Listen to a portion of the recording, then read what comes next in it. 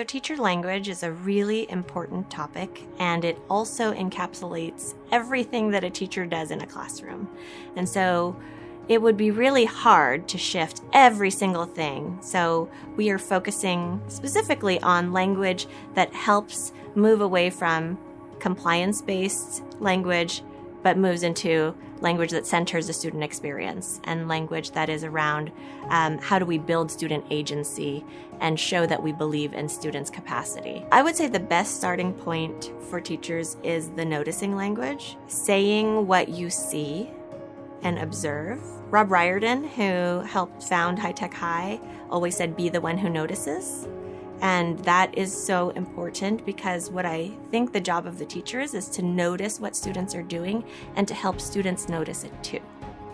And then I noticed friends are helping each other put it together. You're working together to make sure everybody fits. Thank you. So when we're thinking about motivation to do well or produce great work or work hard, that language about like not me liking it, they're not making it for me, but switching it to, I noticed that you're spending a lot of time creating details that is making your story even more interesting to a reader. And that switches like why they are doing it. Are they doing it so they can get a good grade or so that you would give them praise or get a sticker? They would be doing it because they're going, oh, when I do that, and I read my story to someone, they're going to be so much more interested. They can imagine my story in their mind. So it's always about the why are they doing something. This is a very common practice in schools to say, I like how you hung up your coat before you came into the classroom. And what you're trying to do is basically get students to comply with that, and you're trying to tell other students, hey, if you do this, I will like it, right? That's basically what that message is. But instead, you could shift it to how is that helpful to the community? So if you think about language like, I noticed that you hung up your coat and that helped to clear the hallway so people could get through.